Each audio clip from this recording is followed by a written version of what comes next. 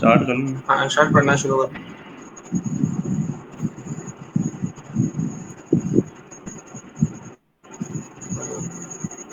کریں اسٹارٹ.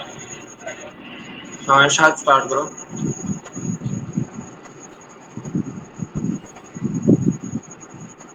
سورہ لہب سے. جی. ہاں. اعوذ باللہ من الشیطان الرجیم. بسم اللہ الرحمن الرحیم. تبت یدا ابی لہب وتب. ہاں ابو لہب کے برباد ہوں اور وہ خود برباد ہو چکا. تفسیر. ابو لہب حضور اقدس صلی اللہ علیہ وسلم کا کہتا تھا جو آپ کی دعوت اسلام کے بعد آپ کا دشمن ہو گیا تھا اور طرح طرح سے آپ کو تکلیف پہنچاتا تھا. جب آن حضرت صلی اللہ علیہ وسلم نے پہلی بار اپنے خاندان کے لوگوں کو صفا پہاڑ پر جمع فرما کر ان کو اسلام کی دعوت دی تو ابو لہب نے یہ جملہ کہا تھا کہ تبالک تبالک حاضر جمتنا یعنی بربادی ہو تمہاری. کیا اس کام کے لیے تم نے ہمیں جمع کیا تھا؟ نعوذ باللہ.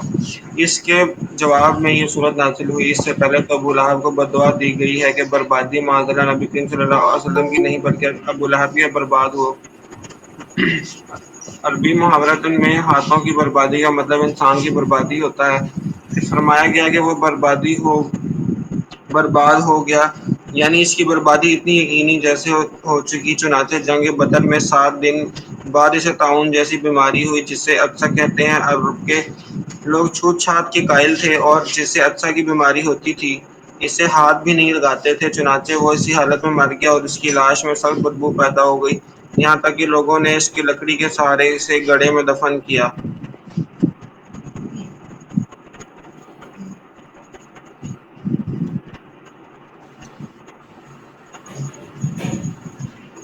ما اغنى عنه ماله وما كسب. اس کی دولت اور اس نے جو کمائی کی تھی وہ اس کے کچھ کام نہ آئی. سيصلى نارا ذات لهب. وہ بھڑکتے شعلوں والی آگ میں داخل ہوگا. تفسیر.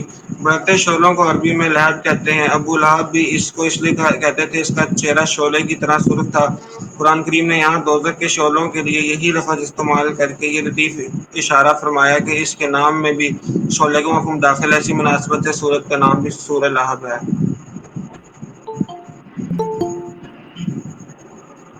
وامرأته حمالة الحطب. اس کی بیوی بھی لکڑیاں دھوتی تھی. تفسیر. ابو لہب کی بیوی ام جمیل کہلاتی تھی اور وہ بھی حضور اقدس صلی اللہ علیہ وسلم کی دشمنی میں اپنے شوہر کے ساتھ برابر کی شریک تھی. بعض روایتوں میں ہے کہ رات کے وقت آپ صلی اللہ علیہ وسلم کے راستے میں کانٹے دار لکڑیاں بچھا دیا کرتی تھی اور آپ کو طرح طرح ستایا کرتی تھی. اس کا مطلب بعض مفسرین نے تو یہ بتایا ہے کہ اگرچہ ایک باعزت گھرانے کی عورت تھی لیکن اپنی کنجوسی کی وجہ سے ایندھن کی لکڑیاں خود دھو کر لاتی تھی. اور بعض حضرات نے فرمایا ہے کہ وہ حضرت صلی اللہ علیہ وسلم کے راستے میں جو کانٹے دار لکڑیاں بچھاتی تھی اس کی طرف اشارہ ہے. ان دونوں صورتوں میں لکڑیاں دھونے کی یہ صرف دنیا سے متعلق ہے. اور بعض مفسرین نے فرمایا ہے کہ اس کے دوزخ میں داخلے کی حالت بیان فرمائی گئی ہے اور مطلب یہ ہے کہ وہ دوزخ میں لکڑیوں کا گٹھرا اٹھائے داخل ہوگی. قرآن کریم کے الفاظ میں دونوں معنی ممکن ہیں اور ہم نے جو ترجمہ کیا ہے اس میں بھی دونوں تفسیروں کی گنجائش موجود ہے. فی جیدها حبل من مسد. اپنی گردن میں مونچھ کی رسی لیے ہوئے. تفسیر. پہلی تفسیر کے مطابق جب یہ عورت لکڑیاں ڈھو کر لاتی تو ان کو مونچھ کی رسی سے باندھ کر رسی کو اپنے گلے میں لپیٹ لیتی تھی. اور دوسری تفسیر کے مطابق یہ بھی دوزخ میں داخلے کی کیفیت بیان ہو رہی ہے کہ اس کے گلے میں مونچھ کی رسی اس طرح توق پڑا ہوگا. واللہ اعلم. بسم اللہ الرحمن الرحیم. قل هو اللہ احد. شروع اللہ کے نام سے جو سب پر مہربان ہے بہت مہربان. کہہ دو بات یہ ہے کہ اللہ ہر لحاظ سے ایک ہے. تفسیر: بعض کافروں نے حضور اکرم صلی اللہ علیہ وسلم سے پوچھا تھا کہ آپ جس خدا کی عبادت کرتے ہیں وہ کیا ہے، وہ کیسا ہے، اس کا حسب نسب بیان کریں، اس کا تعارف تو کرائے۔ اس کے جواب میں یہ صورت نازل ہوئی۔ یہ قرآن کریم کے لفظ احد کا ترجمہ کرنے کی کوشش کی گئی۔ صرف ایک کا لفظ اس کے پورے معنی ظاہر نہیں کرتا۔ ہر لحاظ سے ایک ہونے کا مطلب یہ ہے کہ اس کی ذات اس طرح سے ایک ہے، اس کے نہ اجزاء ہیں نہ حصے ہیں، اور نہ اس کی صفات کسی اور میں پائی جاتی ہیں۔ وہ اپنی ذات میں بھی ایک ہے اور صفات میں بھی ایک۔ اللہ الصمد۔ اللہ ہی ایسا ہے کہ سب اس کے محتاج ہیں اور وہ کسی کا محتاج نہیں۔ یہ قرآن کریم کا لفظ الصمد ترجمہ کیا گیا ہے۔ اس کا مفہوم اردو کے ایک لفظ سے ادا نہیں ہو سکتا۔ عربی میں صمد اس کو کہتے ہیں جس سے سب لوگ اپنی مشکلات میں مدد لینے کے لیے رجوع کرتے ہیں اور سب اس کے محتاج ہوں اور خود کسی کا محتاج نہ ہو۔ عام طور سے اختصار کے پیش نظر اس لفظ کا ترجمہ بے نیاز کیا جاتا ہے، لیکن وہ اس کے صرف ایک پہلو کا ظاہر کرتا ہے اور کسی کا محتاج نہیں ہے۔ لیکن یہ پہلو اس میں نہیں آتا کہ سب اس کے محتاج ہیں، اس لیے یہاں ایک لفظ سے ترجمہ کرنے کی بجائے اس کا پورا مفہوم بیان کیا گیا ہے۔ لم یلد ولم یولد۔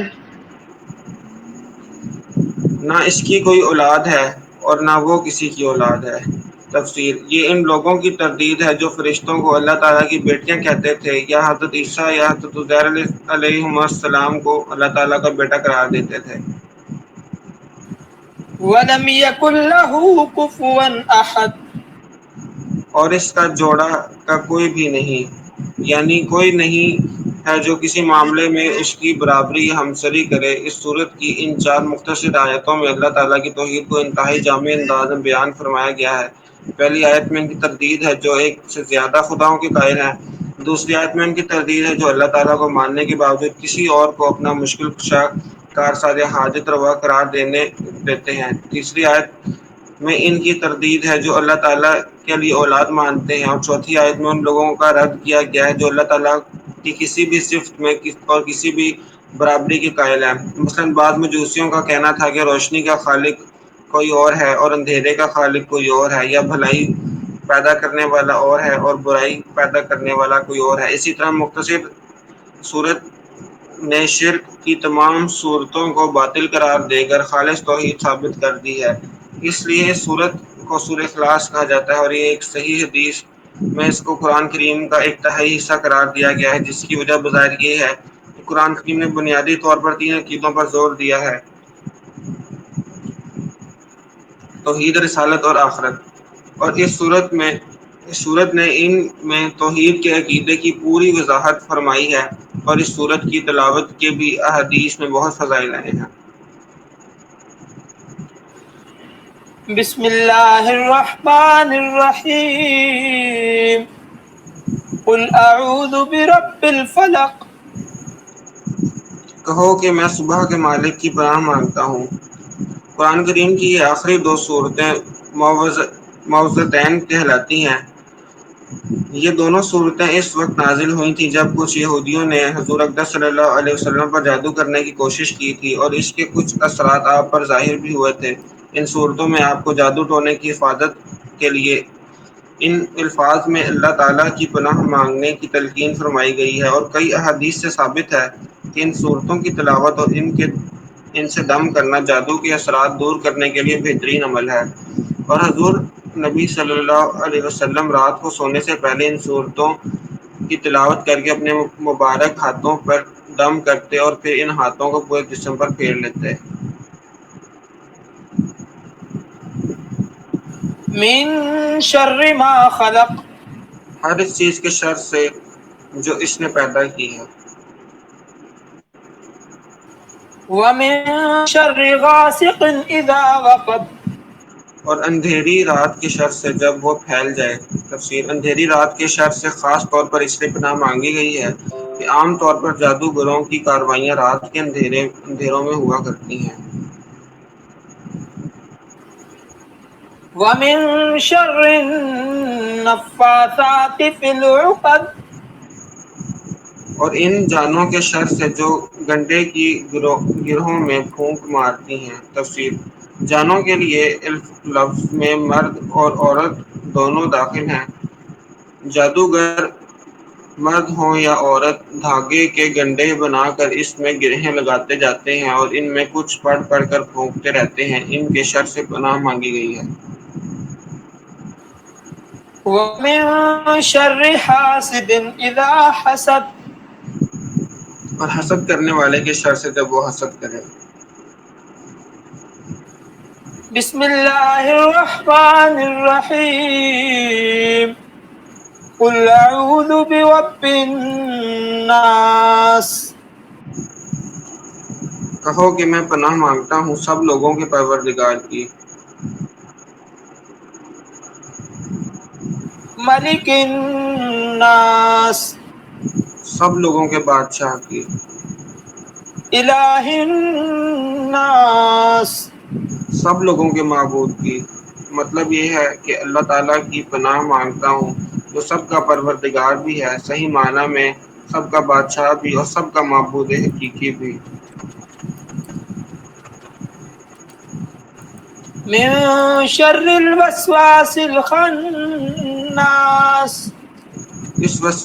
اس وسوسہ ڈالنے والے کے شر سے جو پیچھے کو چھپ جاتا ہے۔ تفسیر: ایک مستند حدیث میں حضور نبی کریم صلی اللہ علیہ وسلم کا یہ ارشاد منقول ہے کہ جو بچہ بھی پیدا ہوتا ہے اس کے دل پر وسوسہ ڈالنے والا شیطان مسلط ہو جاتا ہے۔ جب وہ ہوش میں آ کر اللہ تعالیٰ کا ذکر کرتا ہے تو یہ وسوسہ ڈالنے والا پیچھے کو دبک جاتا ہے، اور جب وہ غافل ہوتا ہے تو دوبارہ آ کر وسوسے ڈالتا ہے۔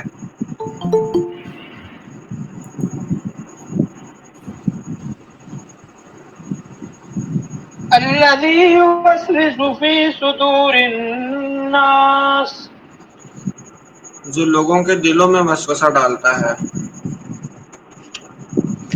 من الجنة والناس چاہے وہ جنات میں سے ہو یا انسانوں میں سے۔ تفسیر: قرآن کریم نے سورہ انعام میں بتایا ہے کہ شیطان جنات میں سے بھی ہوتے ہیں اور انسانوں میں سے بھی۔ البتہ شیطان جو جنات میں سے ہے وہ نظر نہیں آتا اور دلوں میں وسوسہ ڈالتا ہے، لیکن انسانوں میں سے جو شیطان ہوتے ہیں وہ نظر آتے ہیں اور ان کی باتیں ایسی ہوتی ہیں کہ انہیں سن کر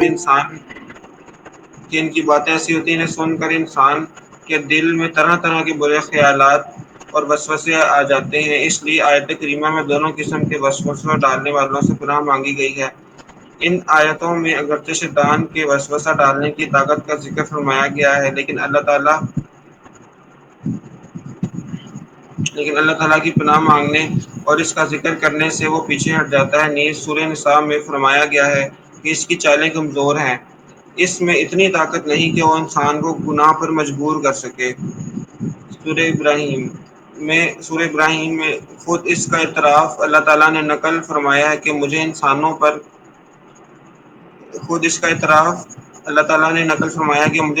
پر کوئی اقتدار حاصل نہیں۔ یہ تو ایک سیکنڈ۔ شیطان مطلب شیطان کہنا چاہ رہا ہے۔ اچھا، اور اس میں اتنی طاقت نہیں ہے کہ وہ انسان کو گناہ پر مجبور کر سکے۔ میں خود اس کا اعتراف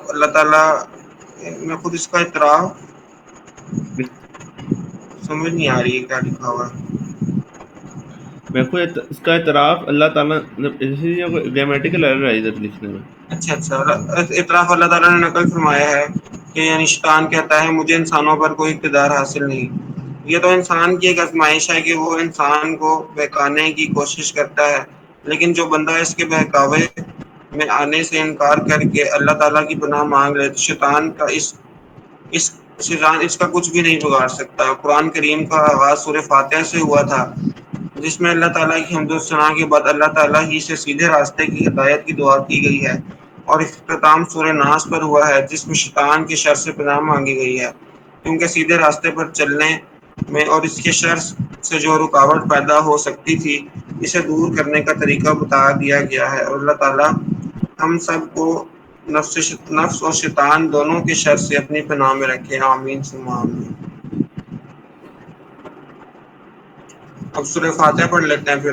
ختم قرآن کی دعا کرنے والے ہیں۔ ٹھیک ہے یہ سورہ فاتحہ پوری پڑھ دینا شاید پھر اس کا ترجمہ پورا پڑھ لوں گا۔ ٹھیک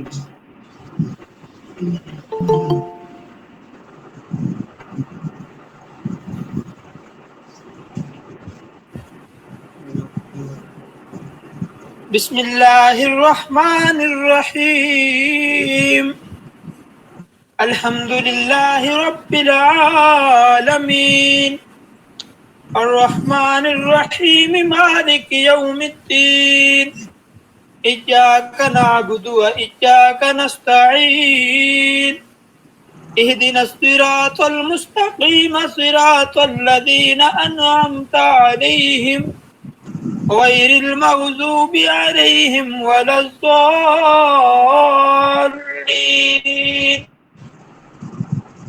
آمین۔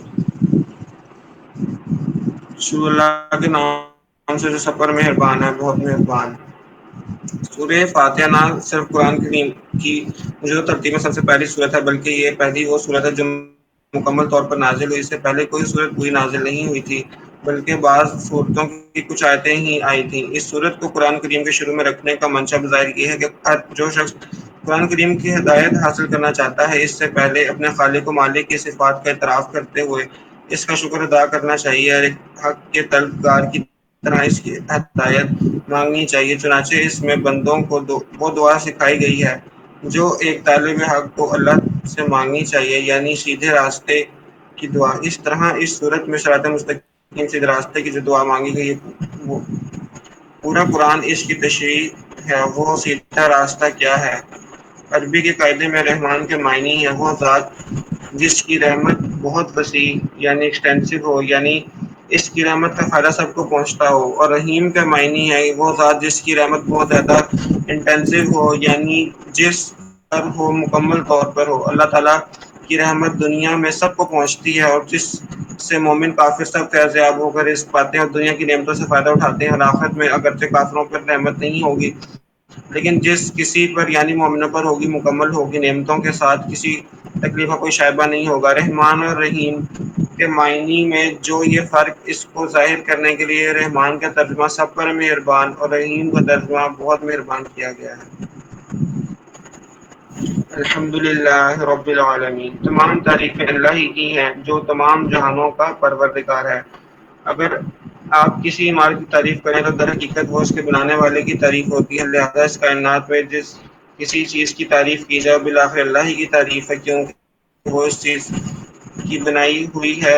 تمام جہانوں کا پروردگار کہہ کر اسی طرح اشارہ کیا ہے کہ انسانوں کا جہاں ہو یا جانوروں کا، سب کی تخلیق اور پرورش اللہ تعالیٰ کام ہے۔ ان جہانوں میں جو کوئی اس قابل تعریف ہے وہ اللہ کی تخلیق اور شان ربوبیت کی وجہ سے ہے۔ الرحمن الرحیم، جو سب پر مہربان ہے بہت مہربان۔ مالک یوم الدین، جو روز جزا کا مالک ہے۔ روز جزا کا مطلب وہ دن جب تمام بندوں کو ان کے نیک اعمال دنیا میں کیے ہوئے مال کا بدلہ دیا جائے گا۔ یوں تو روز جزا سے پہلے بھی کی ہے اس کا خالق تعالیٰ ہے، لیکن یہاں خاص طور پر روز جزا کا مالک ہونے کا ذکر اس لیے کیا گیا کہ دنیا میں اللہ تعالیٰ نے ہی انسانوں کو بہت سی چیزوں کا مالک بنایا ہوا ہے۔ یہ ملکیت اگرچہ ناقص عارضی ہے، تاہم ظاہری صورت کے لحاظ سے ملکیت ہی ہے، لیکن قیامت کے دن جب اللہ تعالیٰ جزا و سزا کا مرحلہ آئے گا تو یہ ناقص اور عارضی ملکیتیں بھی ختم ہو جائیں گی۔ اس وقت ظاہری ملکیت بھی اللہ کے سوا کسی کی نہیں ہوگی۔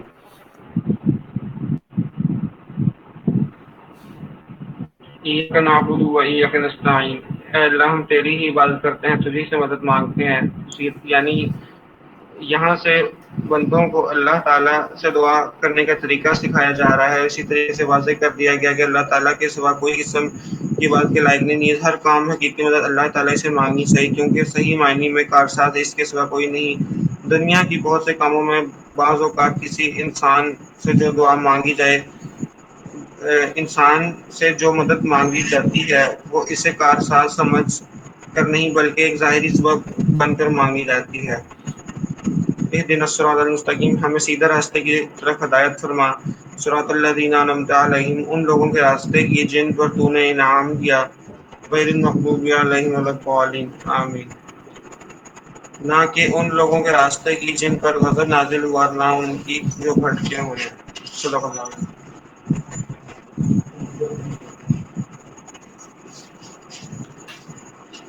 اچھا، تو آج ہمارا قرآن مجید ہم نے پڑھنا شروع کیا تھا سیشن، آج قرآن مجید کمپلیٹ ہوا ہے، تو دعا کروا لیتے ہیں۔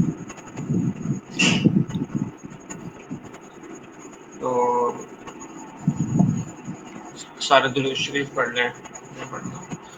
اللهم صل على محمد وعلى ال محمد كما صليت على ابراهيم وعلى ال ابراهيم انك حميد مجيد، اللهم بارك على محمد وعلى ال محمد كما باركت على ابراهيم وعلى ال ابراهيم انك حميد مجيد، رب اجعلني مقيم الصلاة ومن ذريتي ربنا وتقبل دعاء، ربنا اغفر لي ولوالدي وللمؤمنين يوم يقوم الحساب۔ اللہ لا الہ الا هو الحی القیوم لا تأخذه سنة ولا نوم، له ما في السماوات وما في الارض، من ذا الذي يشفع عنده الا بإذنه، يعلم ما بين ايديهم وما خلفهم ولا يحيطون بشيء من علمه الا بما شاء، وسع كرسيه السماوات والارض ولا يؤوده حفظهما وهو العلي العظيم۔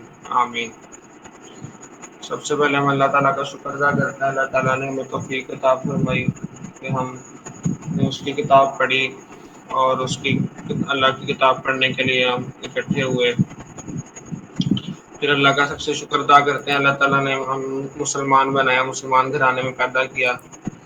جیسا کہ جو لوگ ریسنٹلی مسلمان ہوتے ہیں، وہ لوگ اکثر کہتے ہیں کہ ہم لوگ جو اپنے والدین کے لیے بھی دعا نہیں کر سکتے اگر وہ فوت ہو جائیں، یعنی جن کے والدین کافر ہیں وہ اپنے کافر والدین کے لیے دعا بھی نہیں کر سکتے اللہ سے کہ اللہ ان کو معاف کرے۔ ہاں، لیکن ہم اللہ کا شکر ہے مسلمان پیدا ہوئے ہیں، تو سب سے پہلے شکر کریں اللہ تعالیٰ نے ہمیں مسلمان بنایا، اسلام کی دولت سے نوازا، اور اللہ کا شکر اللہ تعالیٰ نے ہمیں پڑھا لکھا عقل دی کہ ہم قرآن مجید پڑھ سکیں، اس کو سمجھ سکیں۔ انشاءاللہ سارے انشاءاللہ کوشش کریں کہ دوبارہ آتے رہیں قرآن سیشن میں، اپنے طور پہ بھی قرآن مجید پڑھتے ہیں۔ تھوڑی اور دعا پڑھ لیتے ہیں۔ بسم اللہ الرحمن الرحیم، ربنا آتنا من لدنک رحمۃ وہیئ لنا من امرنا رشدا، ربنا آتنا فی الدنیا حسنۃ وفی الآخرۃ حسنۃ وقنا عذاب النار، رب ارحمہما کما ربیانی صغیرا، رب اغفر لی ولوالدی وللمؤمنین یوم یقوم الحساب۔ بسم اللہ الرحمن الرحیم، ربنا آتنا فی الدنیا حسنۃ وفی الآخرۃ حسنۃ وقنا عذاب النار، ربی زدنی علما، اللہم انی اسألک علما نافعا، رزقا حلالا طیبا واسعا، ربنا اتمم نورنا واغفر لنا انک انت الغفور الرحیم۔ یا اللہ ہماری اس کوشش کو اپنی بارگاہ میں قبول فرما، جو ہم نے قرآن بھی پڑھا، یا اللہ جو ہم نے پڑھا سنا ہے اس پر عمل کرنے کی توفیق عطا فرما، یا اللہ ہم نے جتنی بھی دعائیں مانگی اس کو قبول فرما، اور اس کو اپنی عملی زندگی میں امپلیمنٹ کرنے کی توفیق عطا فرما، اور ہم دین کو سمجھنے والے بن جائیں، اس کو امپلیمنٹ کرنے والے بن جائیں، اور اس سے ہماری عملی لائف میں چینجنگ آئے۔ تو انشاءاللہ ہم قرآن مجید کا تھرو پڑھتے رہیں گے اور کوشش کریں گے کہ لائف میں امپلیمنٹ کریں۔ اور فہیمہ آپ کچھ آگے بولنا چاہیں گے؟ یہی ہے زندگی، جب قرآن مجید پڑھتے رہیں، ہدایت جب ہدایت قرآن پڑھتے رہیں گے، آپ سمجھتے رہیں گے، یہی یاد ہے، مطلب کوشش کرتے رہیں۔ اور آپ لوگ بھی انشاءاللہ آنا، تو ہم روزانہ 10 بجے کرتے ہیں، قرآن مجید پڑھتے ہیں۔ تو بندہ لائف میں جتنا بھی بزی ہو تھوڑا ٹائم نکال لینا چاہیے، تو زیادہ بزی ہو 5 منٹ کے لیے آ جائے، 10 منٹ کے لیے آ جائے، ہمارا تقریباً 20 منٹ کا سیشن ہوتا ہے، تو انشاءاللہ اس میں کنٹینیو رکھیں گے۔ اوکے، پھر اللہ حافظ، السلام علیکم۔